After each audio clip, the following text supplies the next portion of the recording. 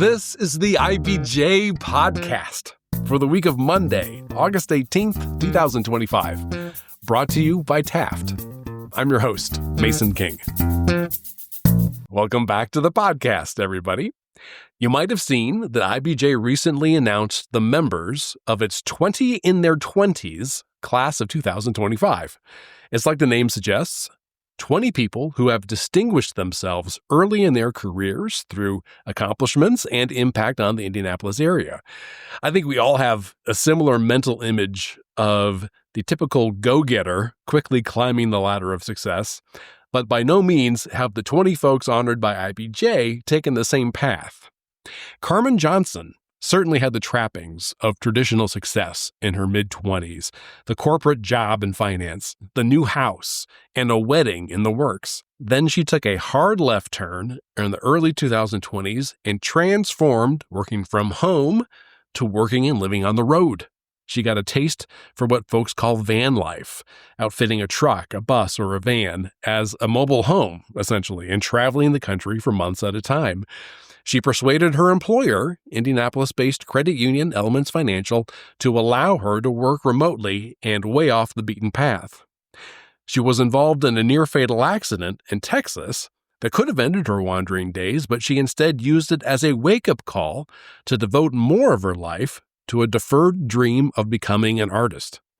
In addition to her remote marketing and communications job with Elements Financial, she now takes commissions to create large-scale murals across the country through her firm, Karmen of Earth Designs, LLC. In this week's edition of the IBJ podcast, Johnson discusses the challenge of rearranging your life and career in a way that feels truer to your interests and values. She also goes into great detail about the logistics of van life and the accident that pointed her in a new direction. Here's our conversation. It's my pleasure to welcome to the podcast Karmen Johnson, a senior marketing and communication specialist for Elements Financial. She also is a muralist and brand designer for her firm, Karmen of Earth Designs. Hey, Karmen, thanks for making time to come to the studio. Thanks for having me, Mason. I'm super excited to be here. Sure. And congratulations on being named a member of the 20 in their 20s class of 2025. Now, I have never been to this event, so where everybody is recognized. And I take it your life is encapsulated into about 2 paragraphs of introduction. Exactly. Yep. I don't know much about what that's like. What was that experience like for you? Oh, it was a super cool event. There was 20 awesome leaders from different industries across Indianapolis, and they brought each of us onto the stage and read our bios, which were beautifully written and did encompass all of us pretty well, I think. Especially for me, I have a lot of interesting experiences and work that I'm doing, but they told my story super, super well. So that was cool to hear a brief introduction of everybody and the work that they've done and the impact they've made on the community. And then they played a video of each of us answering a question. So my question was, what did I want to be as a child growing up? What was my dream job? And it was like a 60-second video that they shared of my answer.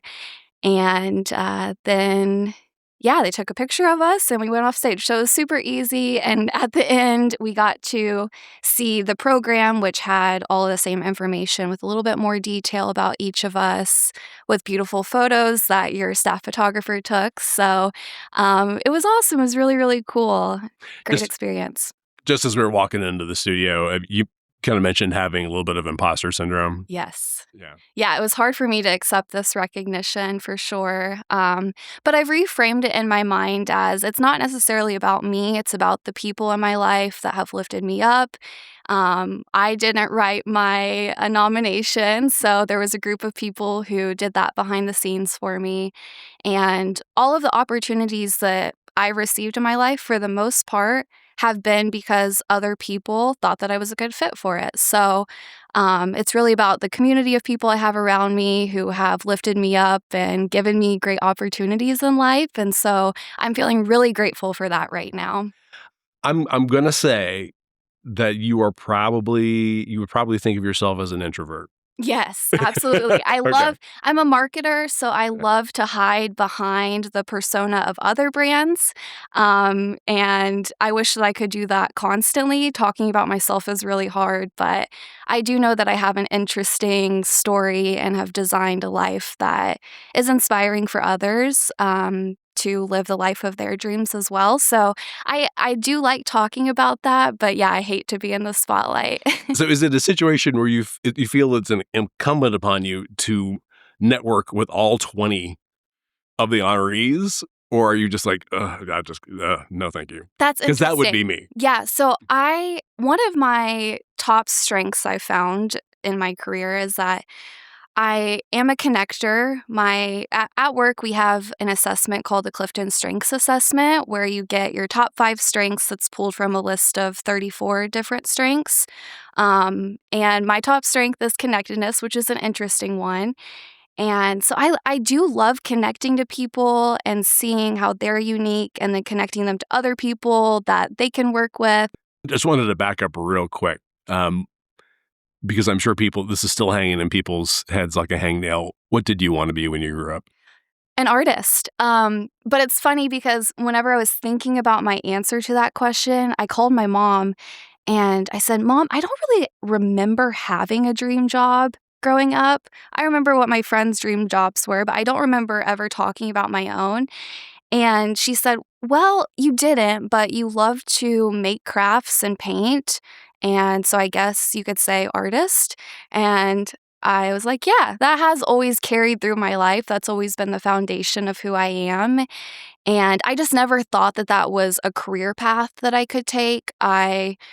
Whenever I was thinking about going to college, at first I wanted to go into hospitality because I loved to travel at the time and I thought that was my route to travel and experience new places and work on beautiful resort properties, somewhere tropical. That was kind of my dream at the time. And then I transitioned and thought, well, I really want to help people. So maybe social work or philanthropy would be good paths for me to take. So I transitioned to those different career paths and majors in college. But I landed on communication, which is very basic. But I think I realized, like, oh, I can't go wrong going this path. Every business needs a good, strong communicator. And that's the foundation of every great business is communication. So if I go that route, I can't really mess up. There's going to be some job available to me. But I was always told that if you go to art school, there's not really a job that you can land on. You're going to have to work hard. You're going to have to grind. You're going to have to build your own business and market yourself. And that just sounded too hard to me. So, and then there's also the aspect of, do you choose a career that is something that you love, because you don't want to mess that up. You don't want to put so much stress behind doing the thing that you love to make money. That should just be something that you do as a hobby, right?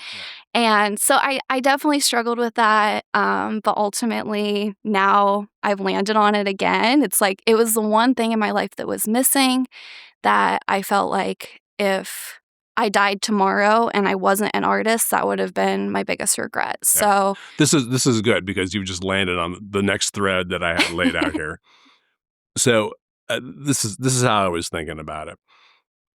So you were kind of on a track that a lot of young high achievers in their 20s gravitate to. Like during college, like you worked, I mean, almost all 4 years. Is that right? In one thing or another? yeah, You were I a had like a leasing and 30. marketing Yeah, agent for you an saw my apartment LinkedIn. complex? Oh, yeah. Oh, yeah. Yeah. So early on in college, I knew that I wanted to work. My grandparents were supporting my education and helping me through that. And I wanted to also be able to provide for myself and start working. So I got a job at my apartment's leasing office, which was primarily for college students. It was off campus, but it was a college apartment complex. So I got a job in the leasing office, and that was really great. I got to meet all of the people that were living there and plan events. And of course, I was a salesperson, but they saw my skill sets as a marketer. So I was making all of our event flyers and social media graphics and things of that nature as an extracurricular. And so I had that job, and that was really good for me early on to have that consistency. And At what point you were an event venue manager? yes. You landed an internship at Elements Financial. Yes. You got the job offer, the holy grail of the internship, and started working your way up. You bought a home. Yes. Is that correct? Okay. Yeah. And then I'm fuzzy on this, but 2022-ish, you said, this isn't what I want. Or it kind of is what I want. There are elements of this that I want, pardon the pun, but I really want to broaden my opportunities in my work and the way I interact with the world. Mm-hmm. Put me into your frame of mind at that time. What were you trying to do? Sure. So, I did all the things I thought I was supposed to. I graduated from college. I got the full-time job. I bought a home shortly after, and I got engaged. And so I had everything that I thought would make everybody in my life proud of me from the get-go early on. I had done it all. And then it was pandemic time. So I bought the house in February of 2020. Then a few weeks later, March, the pandemic hit, and it was great timing. I got to, enjoy my house and get that set up, and I was working from home. But then I got engaged shortly after, and I kind of just had a breaking moment at the end of the year where I was like, okay, I am in this place where everything is set up for success, but this is not what I want. And I was terrified. I didn't want to get stuck in a life that didn't feel like me and didn't feel exciting. And I just said, okay, I'm 22, 23 years old, whatever. I still have a whole life ahead of myself, and I'm not really ready for this life that I've set up. So I broke off my engagement, and Okay, I'm sure that's a movie right there. At the time, it was awful, right? Because it was only like 6 months that I was engaged, and it felt like the most embarrassing thing I could do. And but I just got over that and decided to do it anyway. It was hard. It was embarrassing. It was scary, but I did it. And then I was kind of just enjoying my house. I had a dog, and I thought, well, it's a pandemic, and I'm stuck in this house, and I'm isolated by myself, but nobody is forcing me to be here. So I decided to start taking my dog on road trips in our car. And I did a few long road trips, and it felt really good. I felt super free and alive and excited. Again, especially during the pandemic when things were scary and you didn't know what the world was going to be like. And so I did that.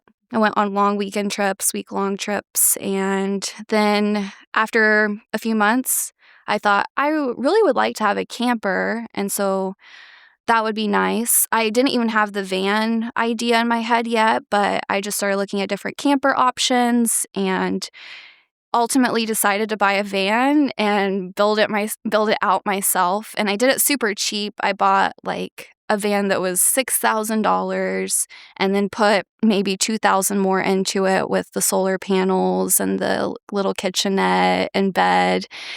And my grandpa helped me with that. So That's probably to say, that's like... Oh, yeah. I mean, you just unpacked a lot of stuff there. I take a lot of credit, but he helped me. Yeah, I've heard to say, are there YouTube videos that tell you how to do this? Yes. Oh, YouTube University is great. There's so much out there. But he is a builder and likes to do wood projects and things like that, and was retired and had a lot of time on his hands. So we did that together. When you say van, I mean, can you pinpoint exactly what that vehicle was? Yeah, it was a 2007 Dodge Sprinter van. I think it had 130,000 miles on it. It was a diesel, and it had some rust on it, but it was repairable, and it was in pretty good condition.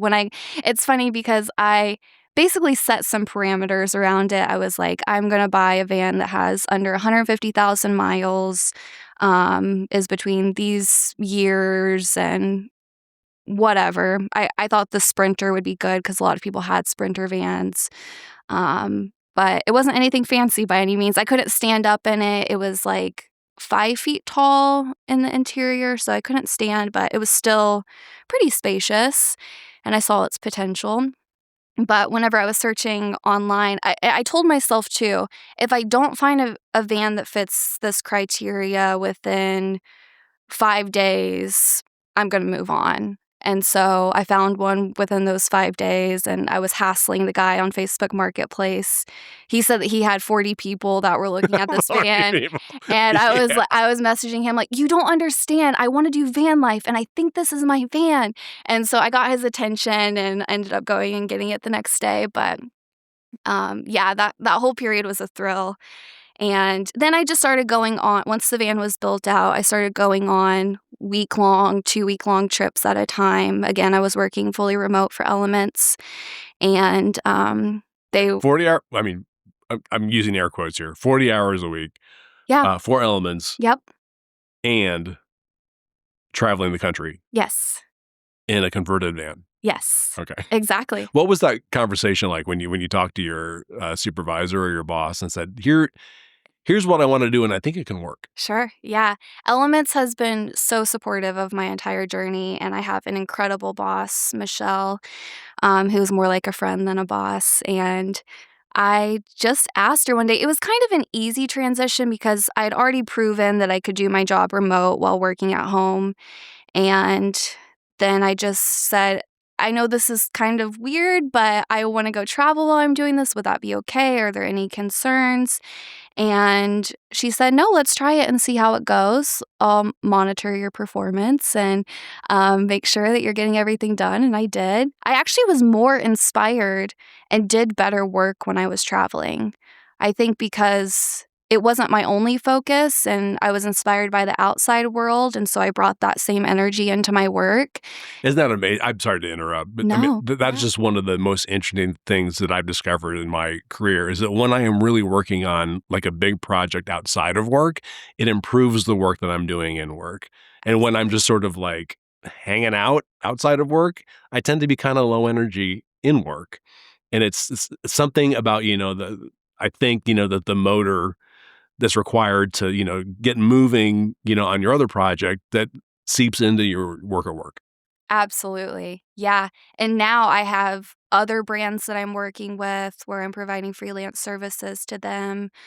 Obviously the murals. And I like to have my hands, yes, in a lot of things because I feel like the more I am touching and doing, just the more motivated I am in life. So that works really well for me to have lots of different avenues for creativity that I can apply to all the different projects that I'm working on. So when you're on the road, do you sleep in the van? Yes. Okay. So you've got some sort of sleeping setup. Yep. Do you have like a working kitchenette? Yes. So I got the cheap van, made sure that I was going to continue traveling, kind of learned about what I needed in a van, what was working, what I wanted to add. So in my original van, I didn't have a shower. And again, I was traveling part-time, but every time I would come back home, I would just have this longing for traveling again. So at some point, fall 2022, I sold my house and started traveling full-time. And after a few months of that, I realized that I wanted something a little bit bigger. And I'm glad that I waited because I started making friends. Early on, I went to a van life festival and I made a lot of friends, and I learned about all the different options that you could do. Like there are people that live out of ambulances and box trucks and school buses. And so I saw all of the options. And at that point, I knew that I wanted a short school bus with a shower. So I ended up finding one through a friend who had built it out herself. She was ready to do something different as well. So it was perfect timing. And I ended up, while being homeless, selling my van and transitioning into the school bus, which was so chaotic. I was in Bend, Oregon.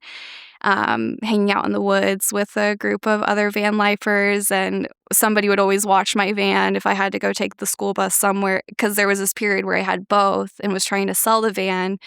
Anyway, so yes, I upgraded to the school bus that had a shower because I thought, oh, that'll be better, and it'll be better for my working situation to have a desk space that's separate from my bed, because in the van, my desk space was converted. So it was like a bed that can convert into a sofa with a table, but I'd have to set that up and take it apart every day. In the school bus, I have my bed, and then I have a separate bench that has a table that's set up for me. So I have a better working situation now. Yeah. And a shower. And a shower that I've never used. I thought that I needed a shower. And that's what's so funny. I always say it doesn't matter what type of vehicle if you choose this lifestyle, because you're going to adapt no matter what. And I had already adapted to using showers at Planet Fitness. And so I just continued that. I never actually ended up using my shower because of the amount of water that I needed to have at all times in order to make that useful. So is it specifically Planet Fitness? Like you said, okay, I need just a place where I can go that has locations all around the country where I can take a shower. Exactly. And you were like, okay, Planet Fitness. Exactly. Okay. Yep. $20 a month, and I have access to all of them around the country. So that's what a lot of people do. I mean, unfortunately, sometimes there's not a Planet Fitness where I'm at, so I might have to shower at a truck stop or a local YMCA or whatever it is. You get creative, and that's what's so fun about this life, is that you have a lot of challenges, and you have to find creative solutions for it, which is something I love to do. So are you mostly working during the day? Yeah. And then driving at night? Is that basically the idea? So, what I love to do is I love to find a place that I can stay at and get comfortable for a few weeks at a time. So when I was traveling part-time, I was bouncing around, driving hours every single night to the next location. But now that I can do it full-time, I don't have to move as quickly. So I like to find somewhere and stay there for a few weeks at a time and get comfortable with that community and environment and live like a local, essentially, while I'm there. Is your position with Elements now, is it part-time or is it full-time? So at the beginning of this year, I asked if I could go part-time. I had a lot of projects in the lineup, some freelance projects that were going to be taking up 20 hours a week to get done on the timeline that I needed to. And I was battling with, do I just step into my creative business full-time and do that? I didn't want to leave Elements because I've worked there for so long. I love the people. I love the mission. It's been great to have that consistent job. And so I thought the smart thing to do was to ask to work part-time for them and then also have 10 to 20 hours extra a week that I could work on my creative projects and still have that consistent income and the benefits of working at Elements. So yeah, I asked if they would allow that. And I said, I'm actually going to pack in more work. I'm going to take on more responsibility and take over the marketing for our Elements wealth management firm and do all of that packed into 30 hours a week. And I'm just going to cut out a few meetings and do more heads down task type of work. Yeah. I was about to say, I mean, the part-time job, I'm air quoting again. I mean, this isn't like data entry. I mean, this is clicking boxes. This is a lot of responsibility, a lot of creative work, and then you may be down for 30 hours a week, but I'm sure sometimes I can it's work more. up to 39 hours on paper, so there's been a lot of that. I'm sure. But yeah, I do have the flexibility to have a schedule that fits my needs. So if I have to go meet with somebody who wants a mural consultation, I have the flexibility to block that off on my calendar and do that. So it's working really well, and I'm really grateful that they've been so supportive, not only with the remote work, but the transition to part-time, and have trusted that I'll still be a good employee. How do you handle the Wi-Fi situation? Well, they actually gave me a Verizon hotspot, so I do use that sometimes. There's also Starlink. Have you ever heard of Starlink? I have. I've Okay. seen YouTubers who travel talk about the Starlink. Yeah. And I'm a little. I'm not exactly sure what it is. It seems like it's like a low key satellite dish. But Exactly. Yeah. So it's probably, I don't know, 25 inches. It's a smaller satellite, but it is a little bulky. And it works really well. You just plug it in and set it up and it just does its thing. I don't know how it works, but it works. But my understanding is, I mean, you can move a lot of data. Yeah, On absolutely. the Starlink. I mean, it's Some heavy people duty. have it just for their homes, like out in the country. If they're not able to get fiber optic or whatever, they'll go and get the Starlink, and it works great. Okay, let's take a quick break to hear from our sponsor. This is the IBJ Podcast. Taft, today's modern law firm. With more than 800 attorneys in 8 primary Midwest markets and the District of Columbia, we provide solutions to the business issues facing middle market and emerging companies alike. We do this through a highly collaborative and inclusive team approach. Taft, the modern law firm. To learn more, visit taftlaw.com. All right, we're back with this week's edition of the IBJ Podcast and my conversation with Karmen Johnson about developing a career while living on the road. And just, let me go back to your job just real quick, just kind of go over just the real basic set, give me your 100-word encapsulation of what you do for Elements. Sure. So I started as a communications intern and moved into a communication strategist role. So when I first started, it was mostly writing. I wrote a lot of financial education articles and helped design our workshops that we present at our SEG partners, which means our select employer groups that we work with. So our credit union is based on this model where we have at work services where we go into different companies and provide financial education. And then there's a business development relationship manager who provides one-on-one credit reviews to employees. So it's in budgeting and talks them through what products they might need on a one-on-one basis. So we have a really cool model where we help different companies and provide this at-work benefit to them. So that's kind of our model, but financial education is really our bread and butter. We don't just sell products. We provide the financial education that they need to understand the product. And as a young person, that was really great because I had to dive into learning about what a credit card was and how to educate people that were much older than me how to use their credit card and build their credit. So I was learning all of these financial topics that you don't learn in school.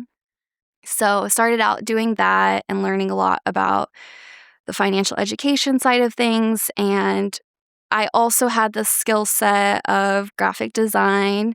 So I started doing some graphic design projects. And now I am primarily a consultant to the team. I do a lot of creative consulting, planning out our promotions and our advertising strategy, designing billboards, writing social media captions, creating graphics for social media, educating our employees on communication best practices and how to use our branded language in their sales pitches, our internal communications and helping design newsletters and emails. I don't know, I'm all over the place, but I just do whatever they need me to do, essentially.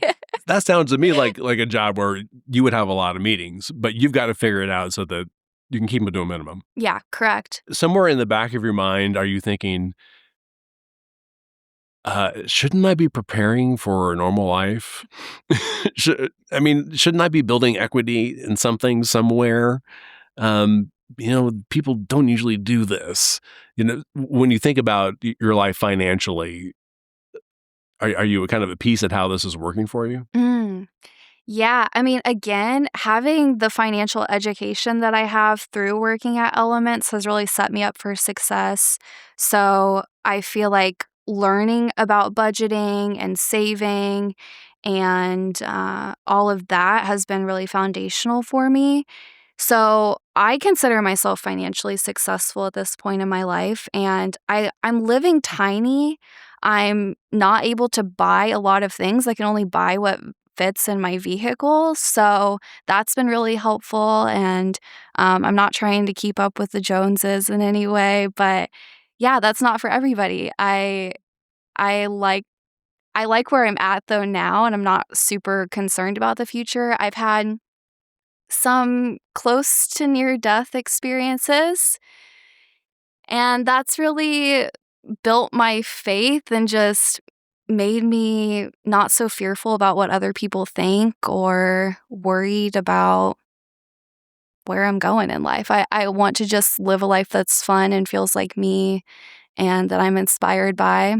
So, Just a note to listeners, we're going to get to the near-death experiences here in a little bit. But I did want to just go back to this idea of when you live tiny, your expenses, I assume, are potentially, less than what you normally would experience if you owned a home and had that life. Right. Yeah. People think, oh, you're traveling full time. Like travel is expensive, but I'm not paying for campsites. I find free places to stay. So the only rent, quote unquote, that I have was what I invested into my school bus. And now everything's paid for and I don't have to worry about that. So, and I travel slowly. I'm not jumping across the country back and forth. It's strategic and planned out. And yeah, my expenses are pretty minimal. Are you on the road pretty much all the time? No, I come home quite a bit. There's been some reasons like work events, 20 in their 20s, mural projects, because murals do have to be done in person. You can't do that remotely. So a lot of my connections are in Indiana and have led to murals that I've painted. And so I come home for extended periods of time to do that and just see my family and friends. And I'm here for holidays. I would say I'm probably home 40% of the time.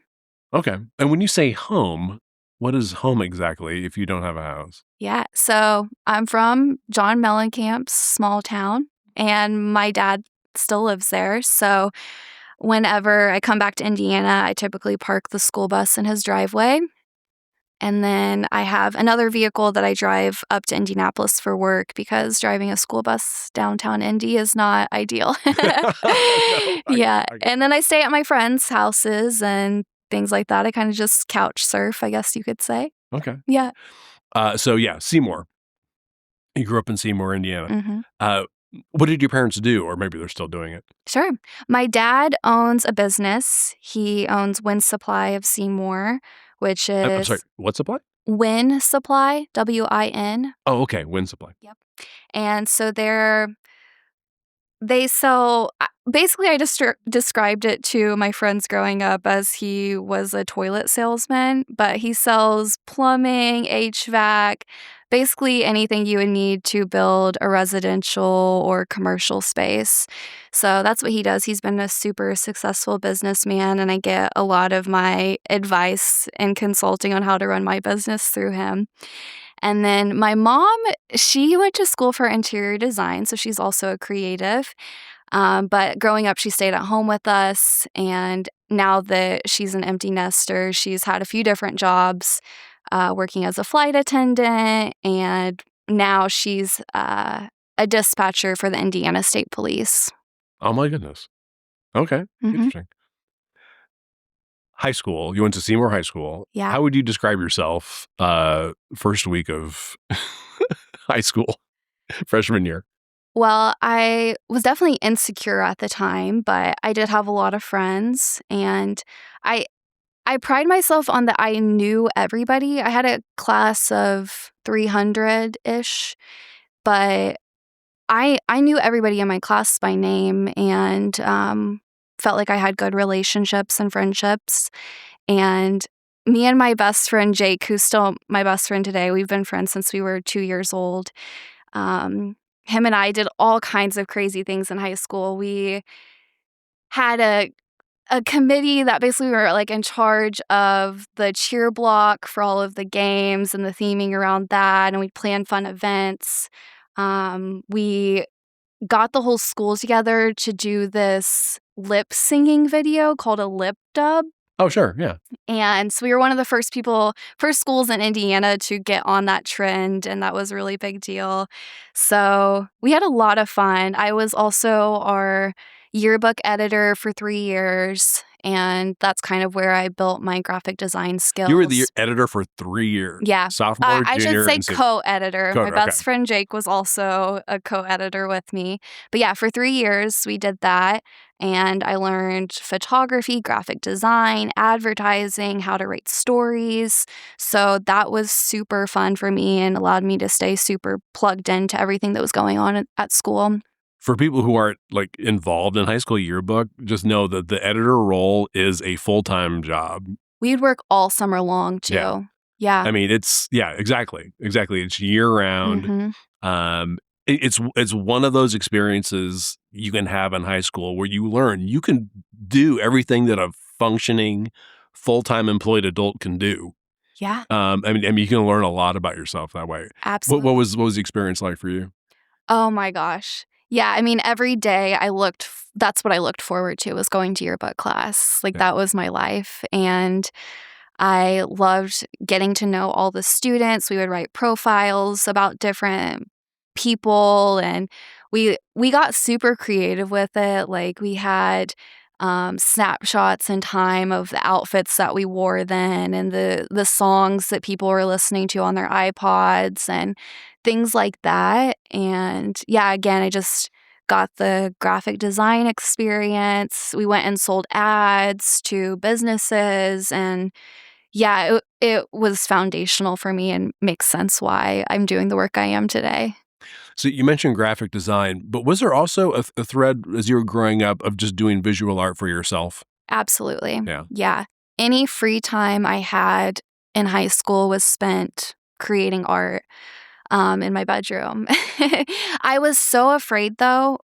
I went to like art camp growing up and some things like that, but I was so afraid of taking art class in high school.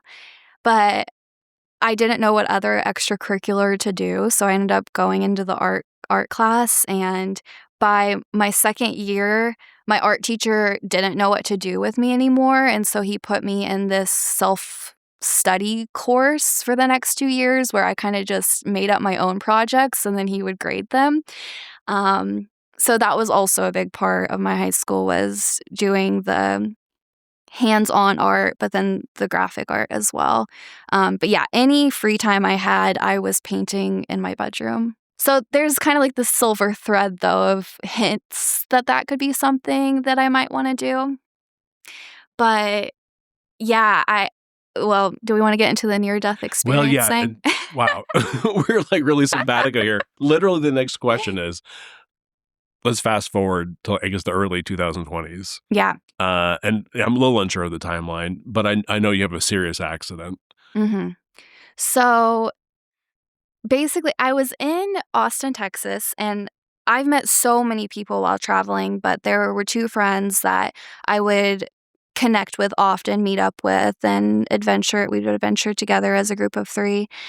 And one day we met up in Austin, Texas, and it's hard to do van life in the city, as you can imagine. So we were parking at a nearby park and staying there. And then there were bird scooters at the park. So we'd ride bird scooters into town and explore that way instead of having to drive our big vehicles into the city.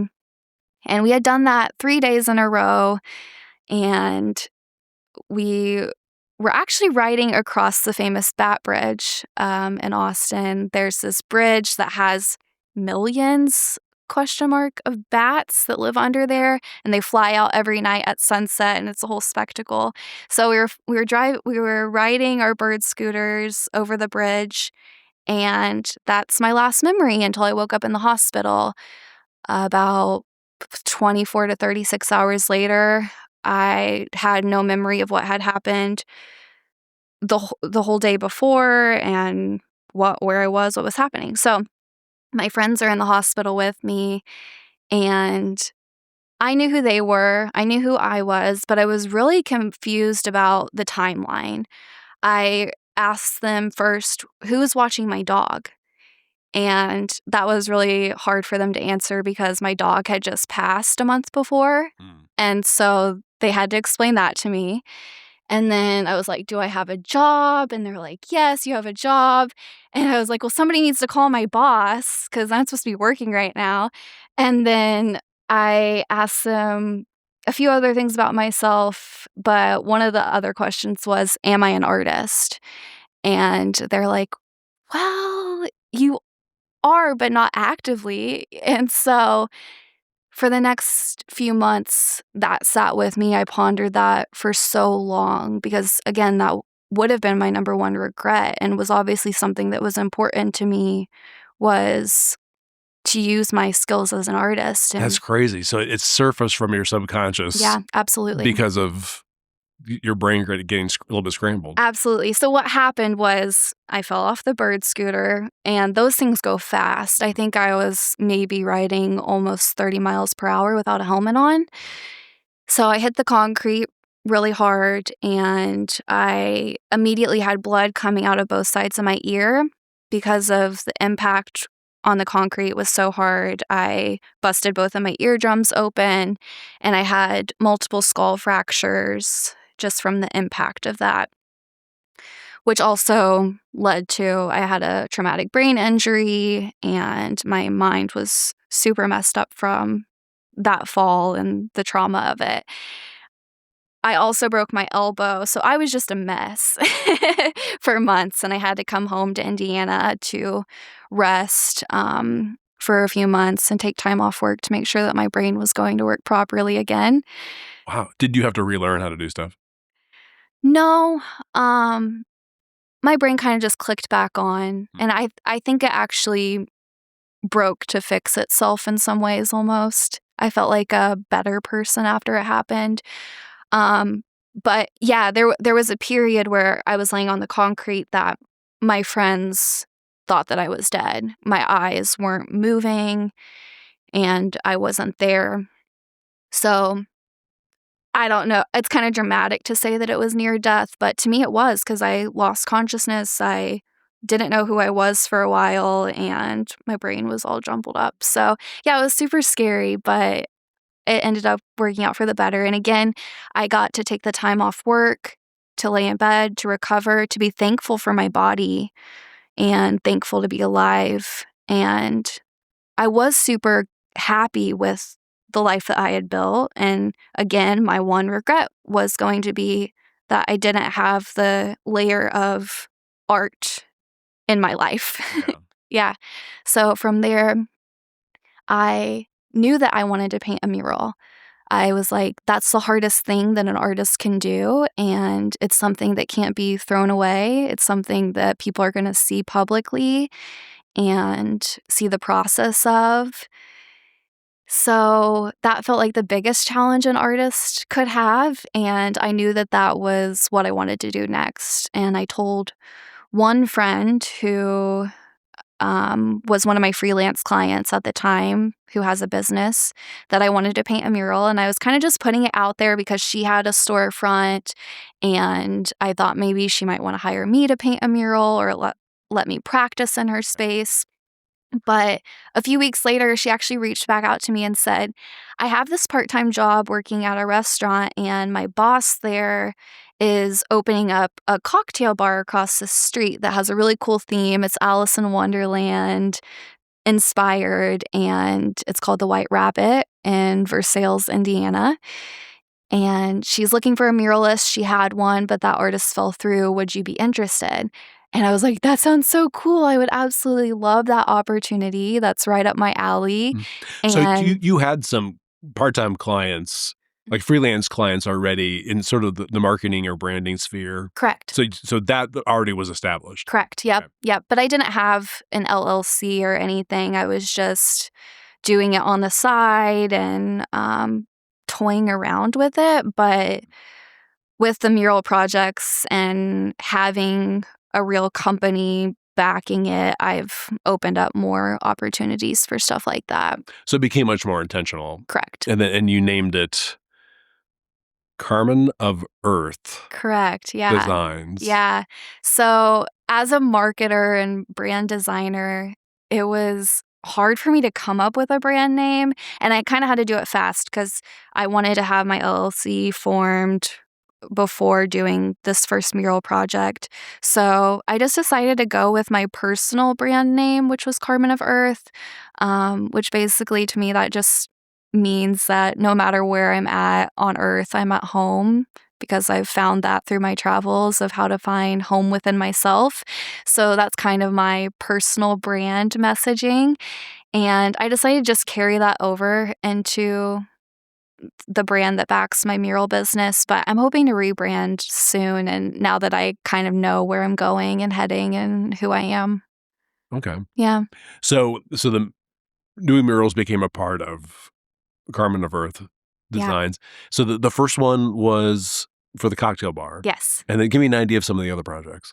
So I've done I have a friend that has an Airbnb in Chicago. So I went and painted some murals in her Airbnb.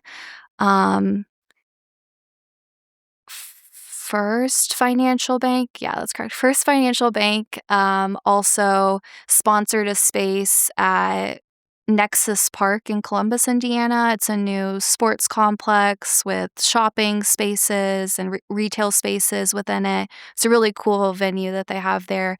And there's a community space where people can hang out and eat in between ball games. So they had a grant for a mural to go in that space, and I did that last year.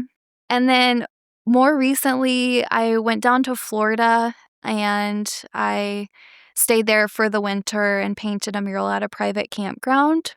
So projects just kind of come my way through the connections that I have. I don't really chase them or market my services. People just send me stuff and I go with it. And then how is that sitting with you? Is that, not to blow it too much out of proportion, but are you feeling fulfilled by that work? Absolutely. It is hard. Like, it's hard on your body, and I know that I can't do it forever. I have to do this while I'm young. And because it's not just using my mind to create something. It's using my hands, using my body. I have to climb up scaffolding or operate a lift. Like, it is not easy whatsoever. But at the end of every project, I do feel so fulfilled because of how big of a challenge it was. And yeah, I can't do it all the time. There are some muralists that just go back to back painting murals, and I don't think that's for me, but I like to take the projects as they come. And I do have a lot of exciting ones in the works that I'm excited to do over the next few months. Including, to bring everything back around, for Elements Financial. Correct, yeah. So I've designed most of our interior space with branded installations. Like, I designed our history wall that tells the story of Elements and how we started in 1930. We were founded by Eli Lilly and Company, and the progression of that brand and stories. So I designed a wall that has our timeline, our purpose statement on the wall, and installations like that. The theming of the space and the theming of our meeting rooms. So I've had a lot of hand on designing and influencing the interior of our workplace and our branches. So there's this huge blank wall that I never filled up with anything else. And I just asked one day, I was like, what if we put a mural there? And they were like, yes, absolutely. And so I did the math of how much we would spend to install a decal on that wall. And I was like, I'll just paint it instead. Because I would have been the one to design whatever went on the wall no matter what. Mm-hmm. But instead of, throwing up a decal, I'm going to paint it this time. So that's really fun. It's also scary, though, because I am so close to the brand. So it's like I'm bouncing off all these ideas, and it's hard for me to land on the vision. But I'm hoping to get that done by the end of the year. So the person who nominated you for 20 in their 20s made a point of praising you for being so intentional in creating a life and career that allows you to be who you want to be. I mean, that isn't cookie cutter isn't the right way, but it's not like a typical track. It's you've integrated yourself into your career and your career is integrated into your life. Yeah, exactly. if you will. Does that resonate with you? Absolutely. I see myself as an artist, right? And I'm telling the story of all these brands, which are essentially personas. And so I want my persona to be vibrant and feel the most like me.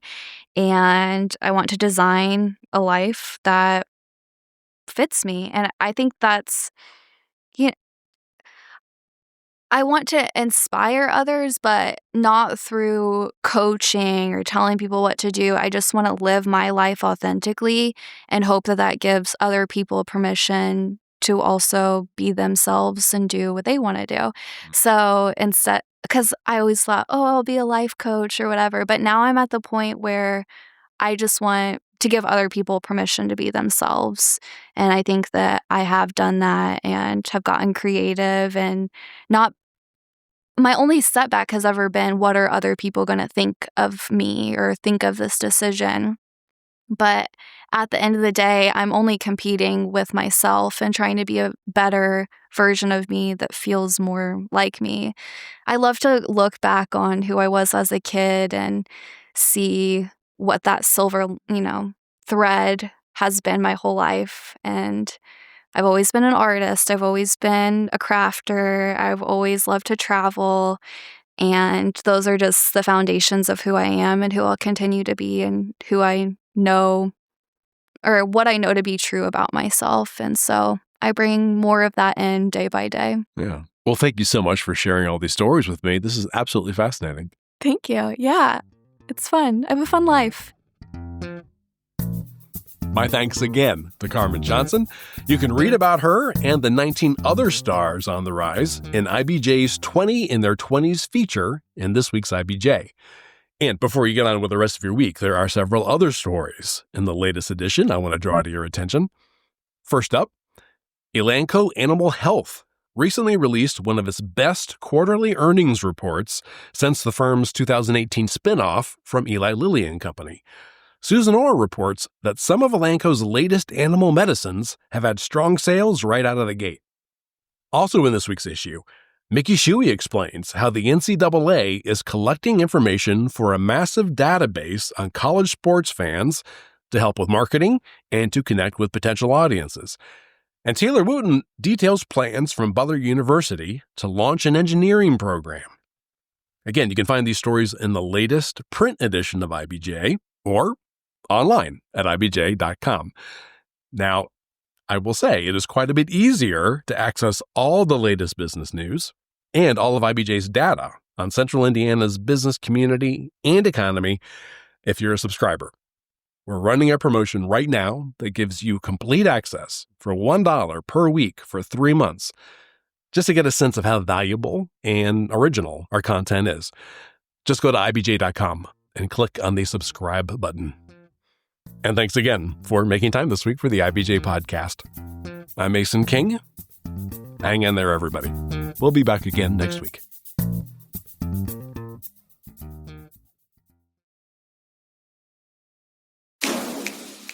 What happens when a basketball superstar changes the course of an entire city? I'm Mickey Shuey, and in Beyond Clarkonomics, we tell the story of how Caitlin Clark's arrival to the Indiana Fever sparked more than just sold-out arenas. It's rewriting Indianapolis' long-term strategy for sports, downtown growth, and women's leadership. Listen at ibjpodcast.com or on your favorite podcast app. On the go? So are we. Get the IBJ Media app, your all-in-one news source for Indiana business news. Get breaking news alerts, read every story from IBJ, Inside Indiana Business, and the Indiana Lawyer, and listen to your favorite podcasts all in one place. Big news, small screen. Search IBJ Media and download the app today.